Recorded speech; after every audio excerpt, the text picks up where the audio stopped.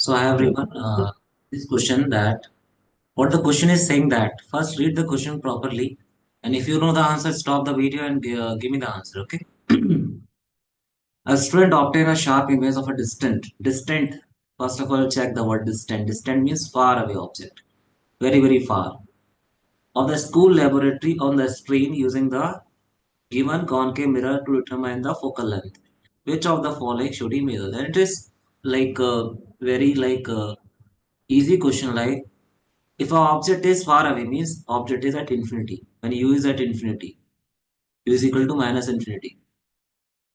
Then 1 upon f is equal to 1 upon v plus 1 upon u. So what is where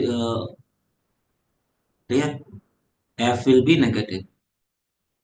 It is 1 upon infinity, that is 0. So v will be minus f. So whatever image distance you will measure, that is equal to the focal length. Sorry. So this is the image formed on this screen. This distance is equal to focal length. Okay, f. Because our object is distant. So wherever if you listen this word distant, distant means far away, very far. Okay.